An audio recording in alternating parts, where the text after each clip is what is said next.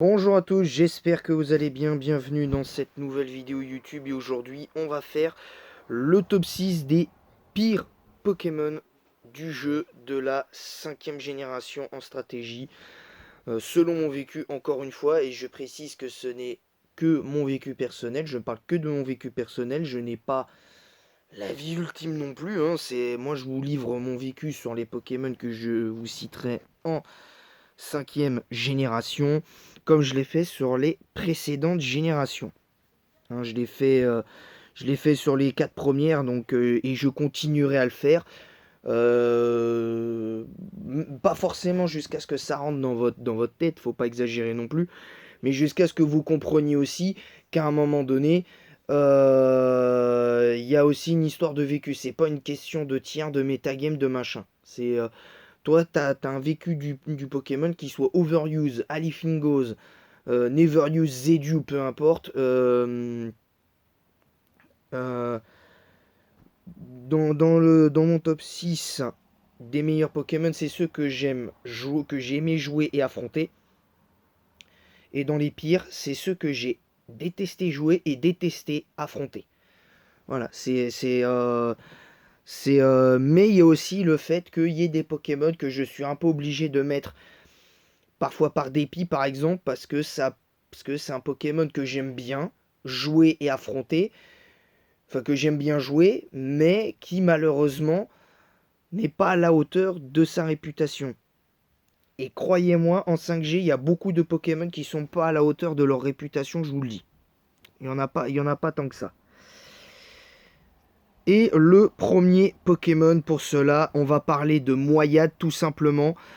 Moyade en soi n'est pas Moyade en soi n'est pas un mauvais Pokémon, double type au spectre avec une simple faiblesse ténèbres et à lui-même et au type électrique et plante.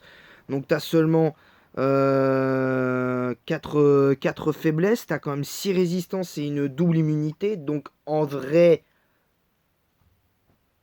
t'es plutôt bien. Les stats sont pas mauvaises en soi, même si j'aurais aimé un peu plus d'attaque spéciale. Mais bon, ça, on peut pas tout avoir. Lui, je le mets par dépit parce qu'en fait, en 5G, je l'ai beaucoup joué ce Pokémon. Au début, ça allait. Et depuis, c'est la pente descendante. Alors peut-être que je le rejouerai un de ces jours pour vraiment me refaire une idée, mais c'est pas un Pokémon aujourd'hui que je conseille de jouer parce que malheureusement, excusez-moi, truc dans l'œil. Voilà. Donc je disais, c'est pas un Pokémon sur lequel vous pouvez malheureusement compter aujourd'hui. Parce que il y a beaucoup de types eau qui sont meilleurs que lui. En 5e génération, il y a beaucoup de Pokémon qui sont meilleurs que lui. Je pense pour moi à Alligator qui est meilleur, Amonistar est meilleur, Aquali est bien meilleur. Je parle pas d'Arceus O qui est Uber, mais bon, ça voilà. T'as Azumarill, t'as quand même des Pokémon eau qui sont bien meilleurs que ça. Mais en l'état, je trouve que Moyade manque un petit peu de. Il lui manque des choses. Parce qu'il peut se soigner, c'est un Pokémon qui peut être très très dur, très très chiant à affronter dans des teams défensifs, dans des teams stall. J'en ai déjà vu des Moyades. Donc c'est assez dur, mais faut faire attention, je pense. Le prochain Pokémon dont on va parler pour moi, c'est Kyurem Black. Parce que Kyurem Black, autant Kyurem Blanc qui était Uber en 5G, je peux comprendre vu la puissance du truc. Mais là, je vais parler de Kyurem Black parce que Kyurem B a beaucoup trop de problèmes. Déjà, sa vitesse, je comprends pas pourquoi lui avoir mis 95 de vitesse. Déjà d'une, il a pas de Danse Draco, donc c'est très difficilement compensable. C'est pas compensable du tout. Donc moi, je pense que la logique, en tout cas à partir de la 6G, aurait été de baisser la défense de 5 et de lui mettre une vitesse de 100. Moi, je pense que ça aurait été logique et même aujourd'hui, avec une vitesse de 100 plus Danse Draco, bah ça, maintenant qu'il a accès à Danse Draco, bah ça aurait été beaucoup plus safe pour un Pokémon comme celui-là. Mais voilà, c'est le vécu que j'ai de ce Pokémon, mais c'est pas lui dont on va parler. C'est pas lui en numéro 2 parce que là, je vous ai parlé de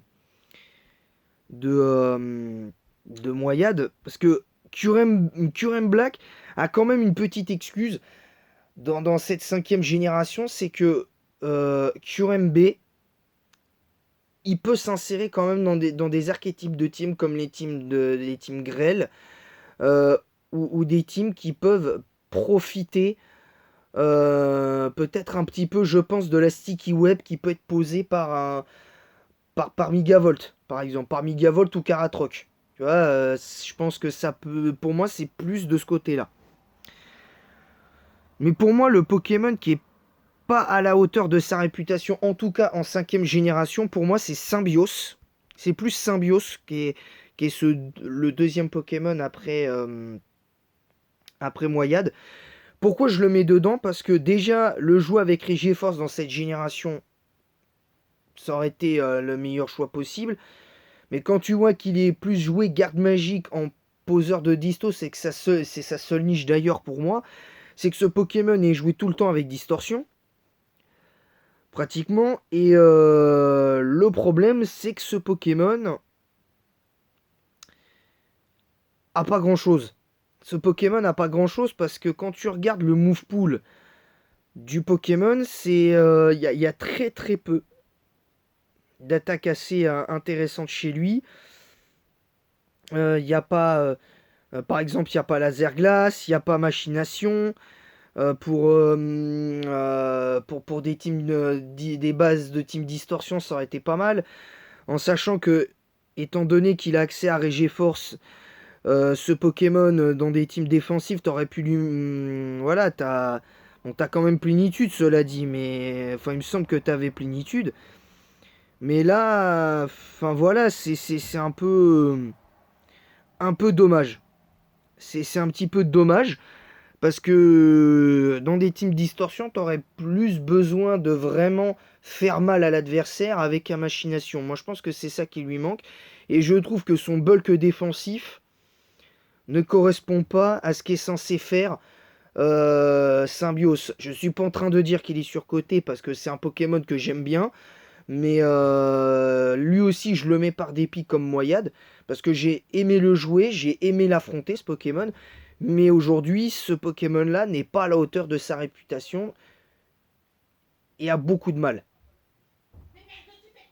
Il a beaucoup de mal. Il a vraiment beaucoup de mal. Et ça, c'est un peu dommage parce que c'est un Pokémon qui vraiment, pour moi, manque de versatilité. Pour moi, on va pas se mentir, c'est un manque de versatilité, ce type de Pokémon. Le prochain Pokémon, alors lui par contre, je comprends pas trop ce qu'il vient faire là. Ce Pokémon, autant dans les générations un peu plus récentes. Attendez, je vais chasser une mouche. Euh, autant dans les générations plus récentes, je trouve que ce Pokémon est bien meilleur. C'est Golay. C'est Golay parce que pour moi, dans cette génération-là, il a rien pour lui. L'Orarius, pour moi, c'est trop haut, c'est un tir trop haut pour ce Pokémon-là. Il y a pour moi pas mal de Pokémon, je peux pas vous en citer là comme ça. Mais pour moi, il y a des Pokémon qui, en 5e génération, sont meilleurs à utiliser que Golay.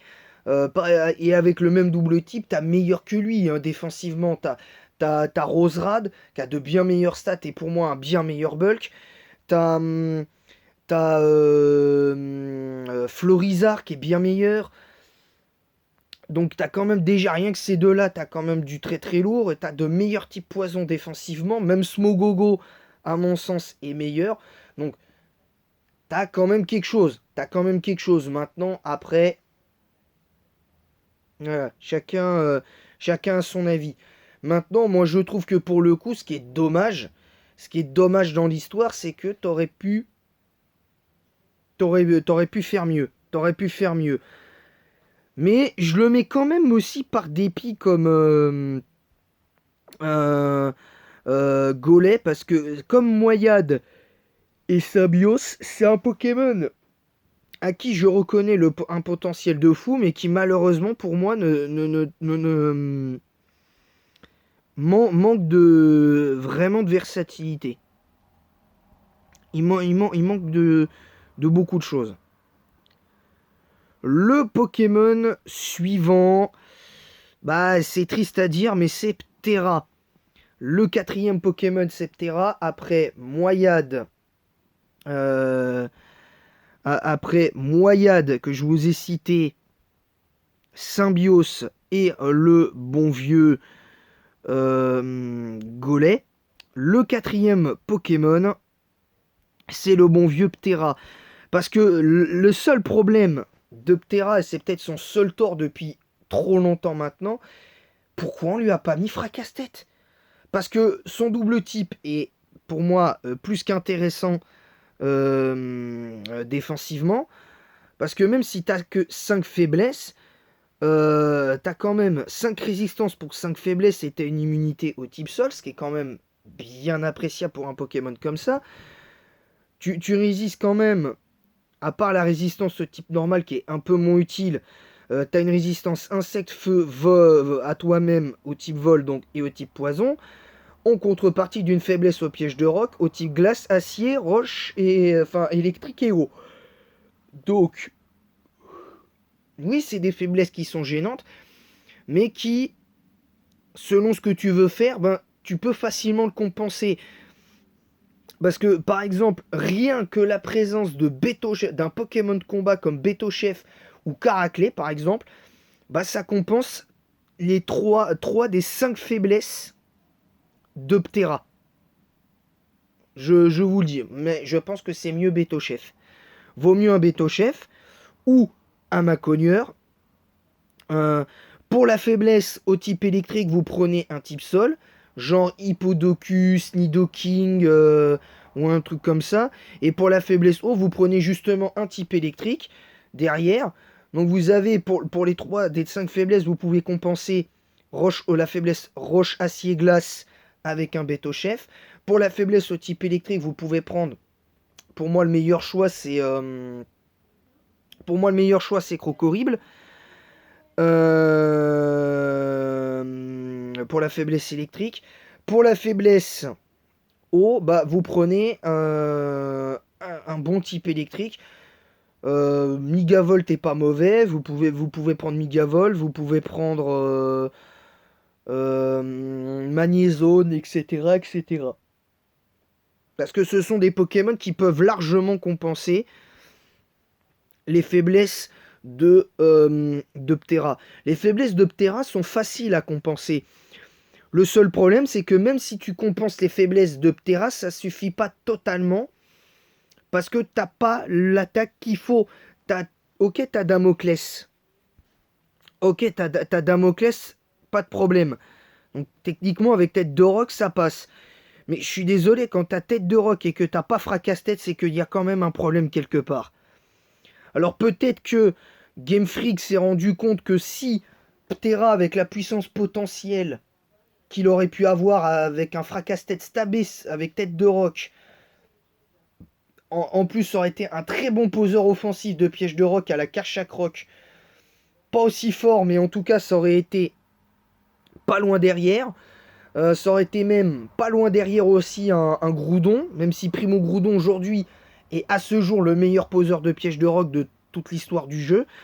Tu vois que quand même le Pokémon est là. Le Pokémon il fait ce qu'il peut. Donc voilà. Voilà donc les 4 premiers Pokémon. Moyade, Symbios, Golet,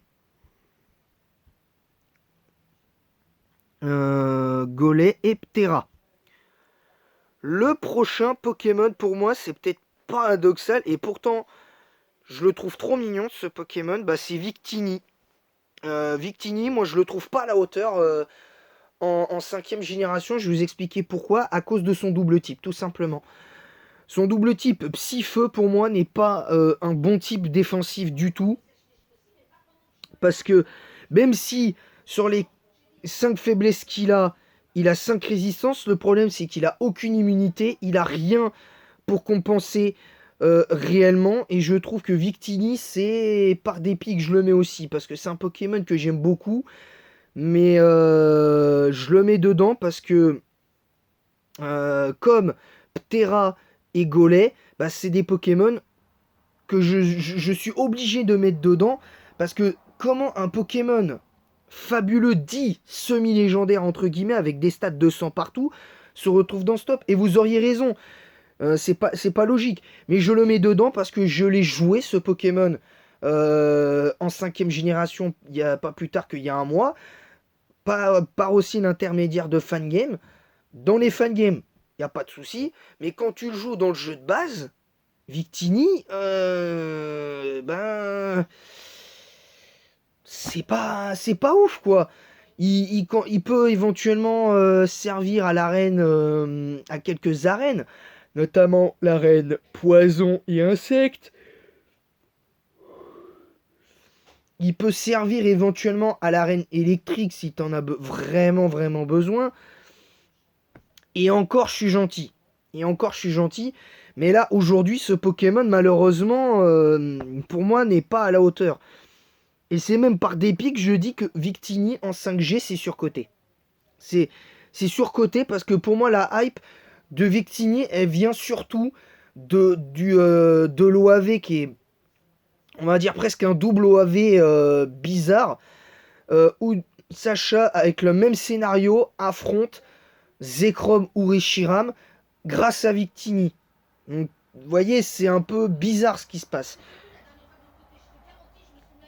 Je trouve ça un peu bizarre. Je trouve ça un peu bizarre. Mais je le mets dedans vraiment par dépit parce que Victini, c'est un Pokémon que j'aime beaucoup trop. Il est trop mignon. Mais voilà, derrière, c'est pas à la hauteur. Et enfin, le 6ème Pokémon, clairement, c'est Cresselia. Cresselia qui... Cresselia... Cresselia qui aujourd'hui est bien meilleur, même si je sais pas si aujourd'hui, il me semble que, je sais pas si en 9ème génération il est bon ou pas, je n'en sais rien, mais ce Pokémon, très clairement, a un vrai potentiel. Même pour être overuse aujourd'hui, il en a les capacités. Le problème, c'est qu'en 5G, ce qu'il aurait fallu faire, c'est le rendre plus offensif. C'est-à-dire le rendre plus offensif. C'est que même si d'un certain côté, aujourd'hui il a les stats qu'il a, moi par exemple, j'aurais laissé la défense, la défense spéciale, la défense physique, j'aurais inversé avec la défense, tout du moins le temps de la 5G. Et à partir de la 6G, j'aurais changé, j'aurais réinversé, j'aurais remis 75 en attaque spéciale et les 120 en défense, en rajoutant peut-être 20 en attaque spéciale en plus éventuellement, tout en ne changeant pas le reste des statistiques. Tu mets 95 en attaque spéciale, 120 de défense, ou à la limite tu faisais ça directement en 5G, c'était bon. Mais le problème c'est que en 6G, pourquoi ils lui ont pas mis le type fait? Parce que quand tu vois l'allure du Pokémon, euh, euh, ce Pokémon, c'est un Pokémon lunaire, donc c'est un Pokémon qui tire ses pouvoirs de la Lune, pour l'histoire. Donc ce que je comprends pas, c'est pourquoi ils lui ont pas mis le type fait en 6ème génération. Parce que si on lui avait mis, si Game Freak s'était dit, ouais, on va lui mettre le type fait en 6ème génération, bah, je pense que dès le départ, ça aurait été un bien meilleur Pokémon. Alors il aurait été peut-être bien plus énervant à affronter, parce qu'il est toujours aussi énervant à affronter. Mais voilà, ce Pokémon aujourd'hui, c'est dommage. C'est dommage. Parce que les stats qu'il a sont bonnes. Pour moi, il a de bonnes stats. Même si pour moi, il manque un tout petit peu de stats offensifs, c'est-à-dire au moins 95. Parce que comme ça, avec les 7 où on sait qu'il a... Il me semble que ce Pokémon a accès à plénitude. Donc, je pense très sincèrement que avec cet accès à plénitude, le fait qu'il ait laser glace, qu'il ait de quoi passer le type passé avec une PC combat ou une PC feu, bah t'as quand même quelque chose. Mais je pense qu'en plus, avec le move qu'il peut avoir comme Vampi Baiser en 6ème génération, etc., s'il avait pu avoir ça, bah, je peux vous garantir qu'avec un move de soin, offensif, ça aurait été plus safe pour lui, parce que ça t'évite de perdre des tours bêtement. Ça t'aurait évité de perdre des tours bêtement. Maintenant, il a été fait comme ça. Maintenant, voilà les 6 Pokémon que je vous ai cités dans cette vidéo. Pour les 6 pires Pokémon de la 5G en stratégie selon mon vécu. Moyade numéro 1, Symbiose numéro 2. Ensuite, nous avons Golem numéro 3, Terra numéro 4. Cinquième Victini. Cinquième Victini. Et le dernier, le bon vieux Cresselia. Je vous rappelle que ce n'est qu'un amas de Pokémon que je vous cite. L'amas de Pokémon que je vous cite n'est qu'un avis, entre guillemets, personnel. Ce n'est qu'un vécu. Je ne prétends pas avoir raison, encore une fois. Moi, je vous livre simplement le vécu que j'ai des Pokémon que je vous ai cités. Parce que, par exemple, le vécu que je vous ai cité sur Kyurembe, qui aurait pu se retrouver dans ce top-là, c'est que lui, comme je l'ai dit, l'excuse qu'il avait, c'était que non seulement c'est un gros légendaire, mais l'avantage qu'il a, c'est que de part, même si son double type est un peu bizarre, parce qu'il aurait dû rester, à mon sens, dragon électrique, il aurait dû garder le double type de Zekrom, ou en tout cas, à la limite, même si t'enlèves le type dragon, t'aurais dû faire soit électrique glace, dragon, ou rester sur le dragon électrique. Je pense qu'il y aurait eu moyen de faire quelque chose. Maintenant, voilà. Maintenant, sur les 6 Pokémon que je vous ai cités, moi, je vous livre que un vécu personnel des Pokémon que je vous ai cités. Demain, quand je ferai la 6e génération, ce sera la même chose. Maintenant, les 3 générations que je viens de vous faire, la 4, la 5 et la 3, la 4 et la 5, il y aura certainement débat, et bien au contraire, je trouve que c'est bien au contraire. Moi, au contraire, ça me fait plaisir qu'il y ait débat, parce qu'au moins comme ça me permettra de vous expliquer encore plus pourquoi j'ai mis ces Pokémon là. Alors il y en a, ils vont dire ouais, mais t'es dur avec Victini, t'es dur avec Cresselia, t'es dur avec Golem et tout. Oui, j'aurais pu mettre plein d'autres Pokémon comme Xatu, comme Melodelph. J'aurais pu mettre Dimoré dans ce top là, qui est pour moi pas à la hauteur en 5e génération. J'aurais pu mettre Baguette aussi, Darumacho. J'aurais pu mettre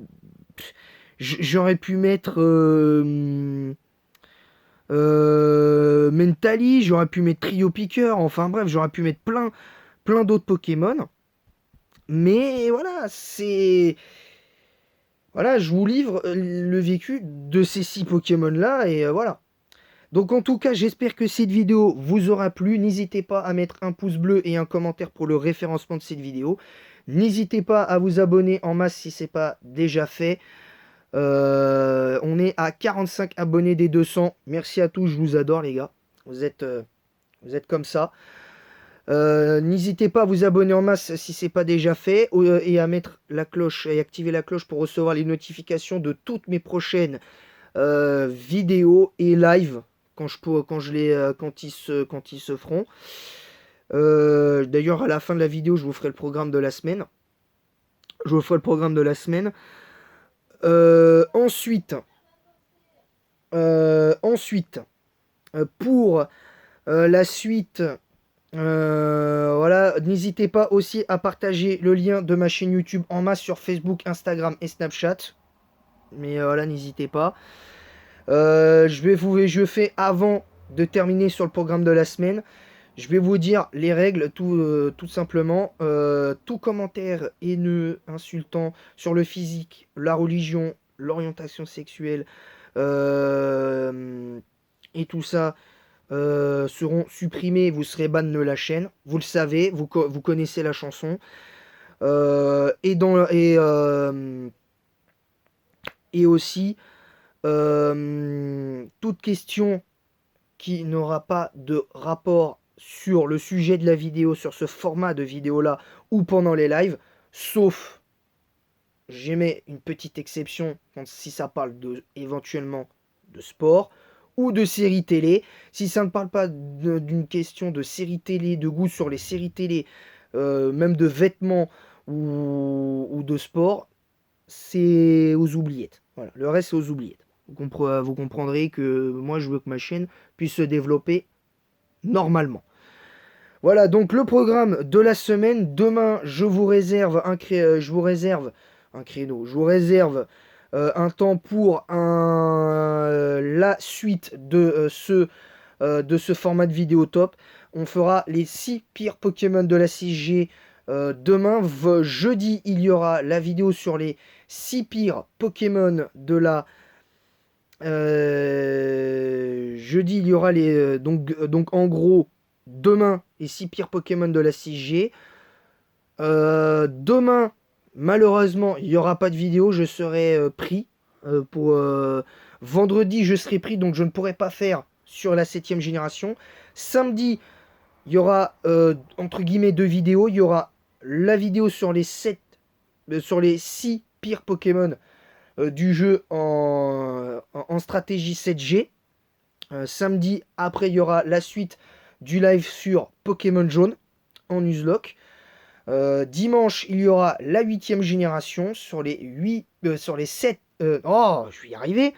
Sur les 6 pires Pokémon de la 8ème génération les 6 pires Pokémon en stratégie 8G selon mon vécu. Puis il y aura la suite de Pokémon Rouge en Nuzlocke. Là, on sera sur le 5ème épisode. Parce que, je le rappelle, pour ceux qui ont vu mon live de dimanche dernier, vous l'avez compris, on a perdu Venom. Donc Venom va pouvoir, je l'espère, prendre sa revanche. Maintenant, on a 3 Pokémon qui sont prêts à l'emploi. On essaiera d'en avoir un autre, évidemment. Et faut espérer gagner. Voilà, faut espérer gagner le badge au moins le badge numéro 1. Et on essaiera de faire ce qu'il faut. Et puis je pense qu'on fera en même temps la traversée du Mont Sélénite. Et on s'arrêtera à Azuria, je pense. Pour le dimanche qui arrive. Voilà, c'est tout. C'était le programme de cette semaine. Après, pour la semaine prochaine, je sais pas ce que je ferai. Je pense qu'il y aura peut-être une pause d'une semaine entre le lendemain de Noël et le jour de l'an. Je pense qu'il y aura une petite pause d'une semaine. Je sais pas, je vais réfléchir encore, mais on verra. Mais de temps en temps, je vous le dis, je pense que je ferai une petite pause d'1 à 2 semaines pour être vraiment bien. À part peut-être sur les vidéos, le seul truc que je ferai, c'est les lives. C'est peut-être les lives que je ferai. Mais sinon, sur le reste sur ces formats-là de vidéos, je vous ferai une petite pause d'au moins 1 à 2 semaines par mois, pratiquement. Là, c'est pas là ce mois-ci, c'est un peu compliqué. Mais sinon, vous l'avez compris. Voilà, sur ce, c'est tout pour le programme de la semaine. Vous avez compris un petit peu les règles de ma chaîne YouTube. Vous l'avez compris. Sur ce, moi, je vais vous laisser là. Je vous dis à très bientôt. Merci à tous de l'avoir suivi. Je vous dis à très bientôt. Que la passion Pokémon vous guide. Vous êtes comme ça, les gars. Je vous adore. Continuez à vous abonner. Et je vous dis à très bientôt. Et que la passion Pokémon vous guide. Et à bientôt, les amis. Et bon mercredi. Enfin, et bon mardi. Non, je m'étais trompé. Mais bon, c'est pas grave. Ça arrive. Allez, à bientôt.